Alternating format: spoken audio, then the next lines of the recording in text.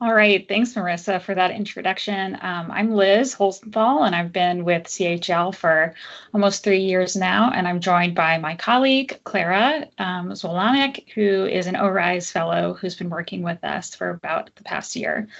And we're excited to share with you what we've been working on, what really Clara's been working on. But I'm going to just start with a little big picture of where we're coming from and where we're going and kind of how this effort fits into the bigger picture. We have the seashore model, which is a depth average wave model, and it has the capability for sediment transport. It's commonly used in the nearshore space. It's where it's best used, and it's part of the CMS computational space, so the coastal modeling system. Seashore is our sediment transport, one of our sediment transport modules that's available. So that work has been led by Brad Johnson for a number of years, and he's recently looked into adding wave attenuation and the impact of the momentum balance when we have highly dissipative elements. So you may have seen a previous tech discussion on that before. A separate work by Yan Ding, who is one of our collaborators on the work unit, has looked to come up with a different model, but a way of including vegetation and sediment transport in a singular model in a formal way. But ideally, we want to converge these into a single tool and product that can be more or less a library that can be used by different models.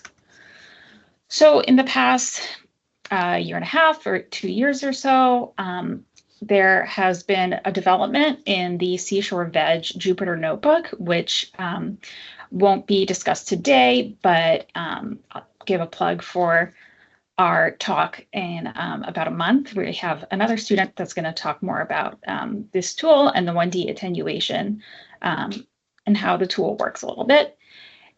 Today specifically, we are going to talk about vegetation or natural and nature-based features that have a depth-varying plant morphology. And this is important for reasons that we'll discuss and get into the nitty-gritty in a second. Numerically, that poses some challenges, and realistically, an easy concept or one very typical or stereotypical type of plant that has this extreme variation in the morphology with depth are mangroves. So we use that as our test case, and we'll talk more about that today to discuss how we can incorporate these more complex geometries into the CSHORE-Veg tool. Okay, so a little primer before we get into wave energy dissipation by vegetation. In general, seashore solves the wave energy flux balance, and additionally, it's closed by a momentum balance, but the ones that control the wave transformation over the cross shore are balanced by the dissipation due to wave breaking, the dissipation due to bed friction, and this final term at the bottom, the dissipation due to vegetation-induced drag forces. So that dissipation term is the depth average integral of the drag force multiplied by the velocity. And that drag force commonly has a quadratic law associated with it, or some kind of form of that, which you can see here. The other parameters, in addition to the velocity and the viscosity, the density, are CD, your drag coefficient, BV, which is the width of the vegetation, and N, which is the number of stems per meter. So those are the primary vegetation characteristics that we see when we're trying to predict the dissipation by these different nature-based features. So those dissipation terms in the previous slide, using our knowledge of linear wave theory, or what others have done using knowledge of linear wave theory, is putting in what those velocity terms look like in the case of waves, so they can be more readily incorporated into wave action balance frameworks and types of models, and like spectral wave models like SWAN. So Dalrymple came up with an initial form of this that has been expanded upon by many, including Mendez and Losada, which adapted the original Dalrymple formulation for random waves on a sloping bed. And again, I'm pointing out the vegetation properties that are critical to know a priori, so before we try to estimate what the dissipation is. More recently, Suzuki et al. Implemented a multi-layer method of incorporating the dissipation term in SWAN.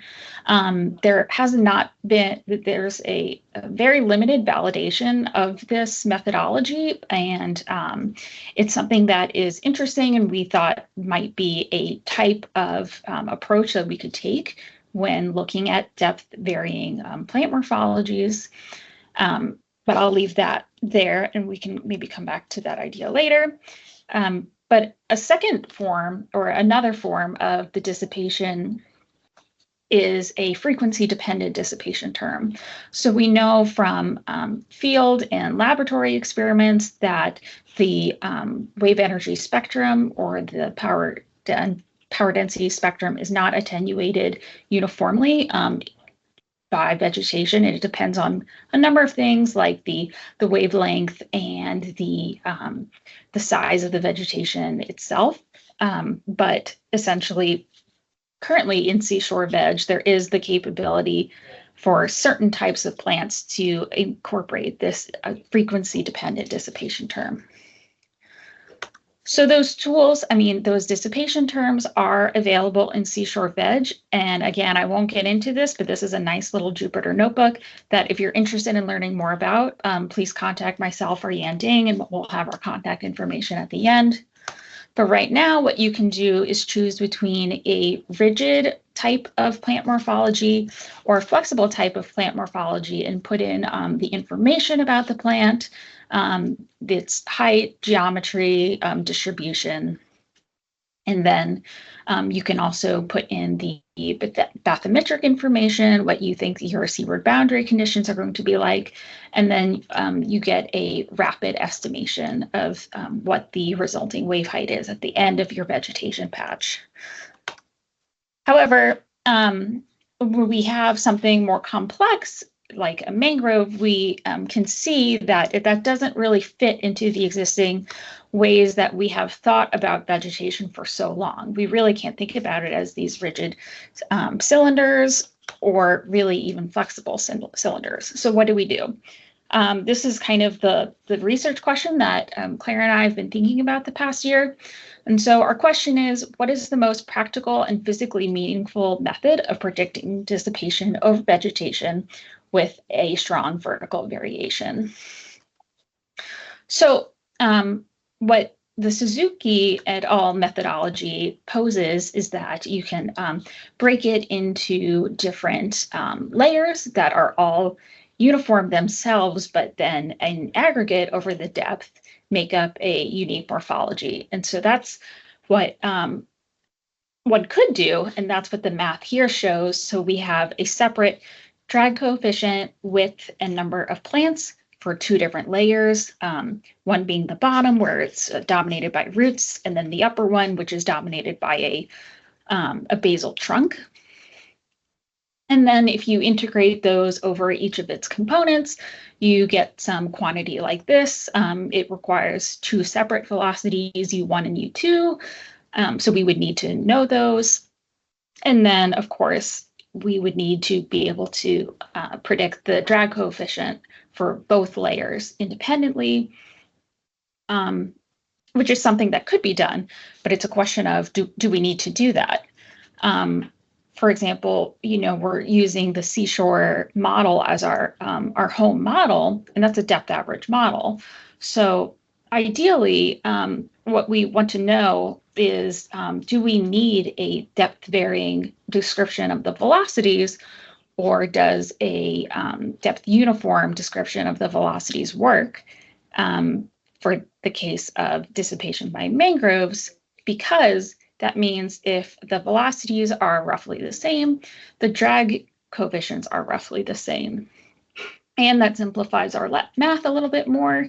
We can add up the area of the vegetation in the top and bottom and combine those and even come up with a depth average distribution of the frontal area that may vary by depth depending on the tidal phase and things like that.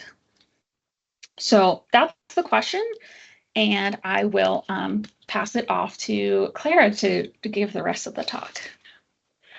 First, a little bit of background on mangroves in the United States. I've attached a map of mangroves worldwide and the coastline of the United States that has mangroves on its coast. Mangroves have become exceedingly popular in research and popular as a nature-based solution with coastline erosion. And over the last few years, their mangrove forest cover along the coastline of the United States has been changing. I've posted a map of how mangrove forest cover has been gained or lost in the last 40 years. And we expect it to continue to change over time with different water levels and weather patterns. One thing to note is that because mangroves are very popular as a nature-based solution, there is the possibility for them to continue to be expanded as they are used in the future. There are many different types of mangroves and mangrove roots as shown above. One of the most common genus and species of mangroves is the Rhizophora, which contain stilt roots. There are many physical studies done of the Rhizophora species, which have been summarized in the table, and we used a case study that built a prototype mangrove forest using the data of one of these studies that quantified how to build a prototype mangrove from a real physical measuring of a forest. The mangrove model used in the prototype was measured and built by Ohira et al. From 2013. This team went to the coast of Thailand, where there were 2 mangrove community forests. They physically measured the mangrove trees, looking at the diameter breast height, the maximum root height, and the number of primary roots along the trunk, and then quantified these values using lines of best fit of their collected data to determine various equations that the prototype mangrove trees could be designed with. An example of the root height to root spread distance, one of these equations based off of the diameter breast height, is shown on the right, and the mangrove model trees were built off of these specifications. The case study that we used to determine whether there was depth varying velocity due to dissipation by the prototype mangrove forest was done by Kieran Kelty. He used the Ohira et al. Mangrove tree system design and used it to design a prototype mangrove forest at Oregon State University. The specific specifications of their design are shown in the table below. These prototype mangrove trees were made out of PVC pipe, which have a similar elastic modulus to the Rhizophora species, and were then placed in a 87-meter long wave flume with various gauges placed along it to measure the wave height, water depth, and other factors that were considered. There were 3 different kinds of layouts that Kelty used, the first being a baseline or control with no mangrove trees present. The second was a high density with 10 prototype mangroves in each cell. And the third was a low density with 5 mangrove prototypes in each cell. There were different wave types tested, both regular and random, as well as 4 different water heights, varying wave periods, and wave heights were also tested. Since we were most interested in looking at the depth, the velocities varying over depth, we focused our attention on a acoustic Doppler velocimeter stack located partway through the prototype mangrove forest. The specific elevations of the ADVs are written relative to the false floor of the wave flume. There was also a wave gauge and pressure gauge also at the same X position as the ADV stack. This shows the different water levels relative to the ADV stack, and it is worth noting that at certain times, at certain water levels, some of the ADVs were not fully submerged. And in our data, we did not use these ADVs within the stack when they were not fully submerged. So looking at the wave orbital velocity, within the depth, we would expect some variation in velocity due to per linear wave theory. We found the KH value of the Kelty case study to be between 0.35 and 1.6, indicating that these were intermediate waves. Above are equations with linear wave theory that show the wave height and velocity and how they are related. The wave height, eta, is based upon h and the cosine term, which is with the wave period and time.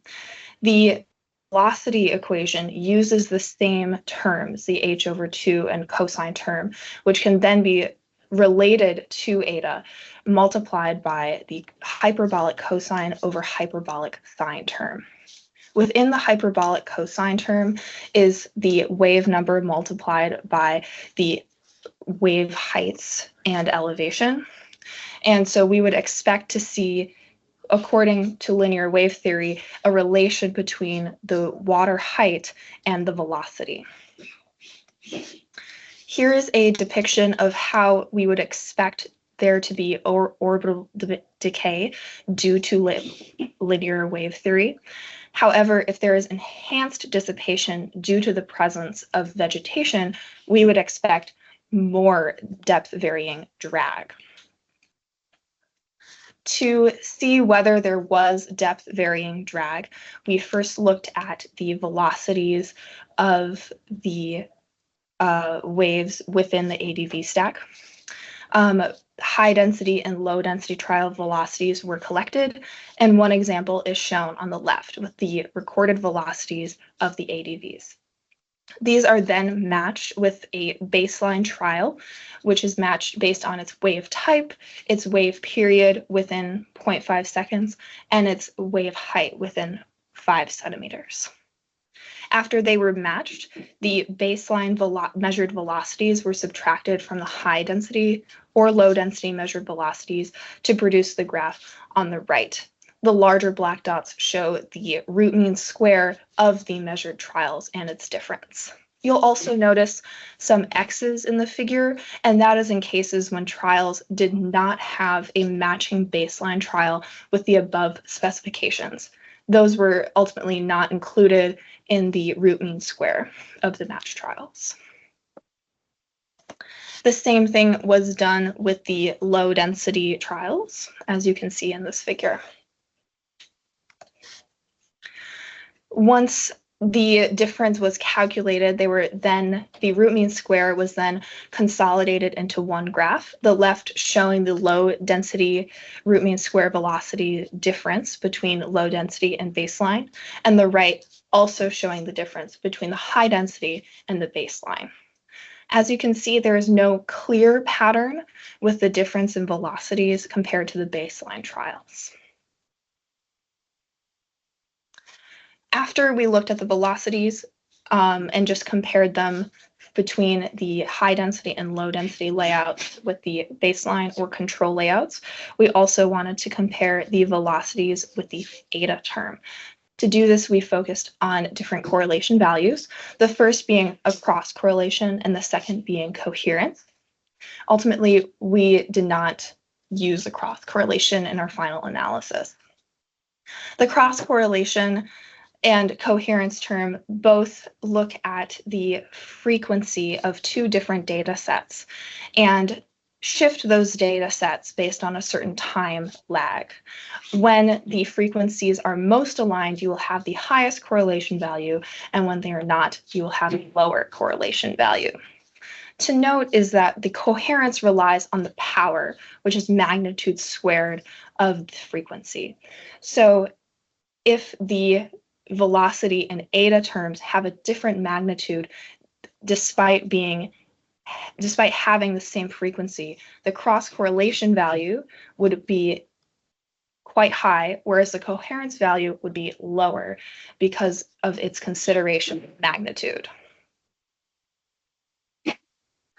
On the left is a graph showing the collected velocity and eta multiplied the hyperbolic cosine over hyperbolic sine term for each of the ADVs within the ADV stack. In the case that there is a lower coherence found, this would indicate to us that the velocity term and the eta term are not proportional, therefore leading us to believe there is enhanced dissipation due to depth varying drag, because the prototype mangrove trees would be causing there to be a difference in the velocity and eta term.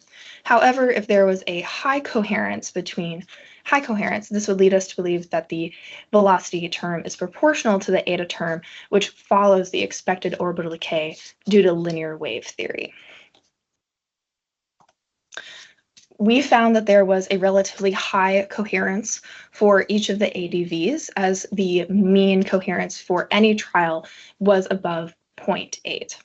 You can see the correlation values for each of the trials, the mean correlation shown in the graph on the right.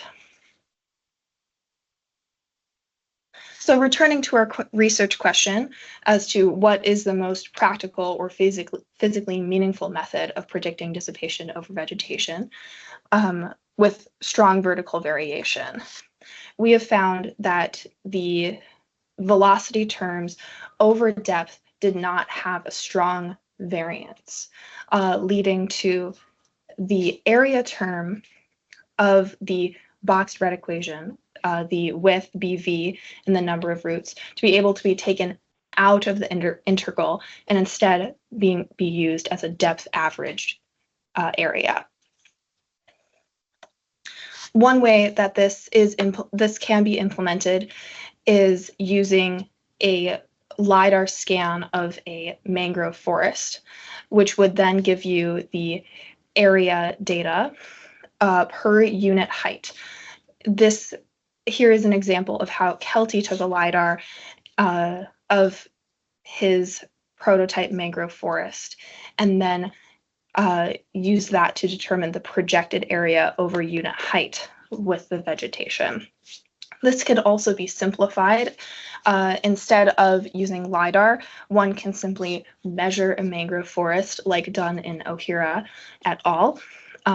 In their field study and count the number of primary roots of your mangrove, which can then yield similar results.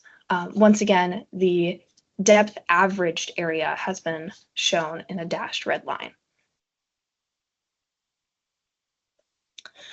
So now that we have looked more into the depth varying drag forces of vegetation, we are hoping to add different updates to the CSHORE-Veg GUI. This would be looking at the mangroves, their physical parameters, and their drag coefficient values. Talking a little bit about where we want to go forward with looking at the drag coefficient values. Bradley Johnson has a current code that uses the equation on the left to calculate the drag coefficient. This relies on the dissipative force. On the right is Kieran and Kelty's from the case studies drag coefficient equations. There's one for regular waves and one for random waves. The random waves uses the root mean square wave height to better indicate the waves within the study because they are random. Here is a snippet of the CSHORE-Veg code where Bradley Johnson is calculating the drag coefficient using dissipative force. I've highlighted the constant values that do not change with time, and the measured values that are used within the equation. Kelty, on the other hand, instead of using F, the dissipative force, uses alpha, which is the wave height decay coefficient. To determine alpha, Kelty graphed the wave height over its x location within the wave flume, and then plotted a line of best fit. And this line was then used to determine the alpha term. The alpha term was different for the baseline, low density, and high density conditions. Once again, I have highlighted what is constant and measured, and this time modeled, the modeled being the wave height decay coefficient. If the current equation from Suzuki et al. Is shown above, in the case that the drag coefficient from Kelty is approximately equal to the drag coefficient from Johnson, it may be possible to use a more simplified drag coefficient equation that, instead of being reliant on various values, is reliant on the Reynolds number. Kelty, in his thesis, had proposed multiple drag coefficient equations dependent on the Reynolds number, one of which is shown on the right. This line was fit based on data from their current study in 2021, data from Maza et al. In 2019, and data from Chang et al. Also in 2019. In the case that these drag coefficient values are approximately equal, this equation may be able to be used within the CSHORE-Veg to more efficiently calculate the drag coefficient. We also hope, so finally, to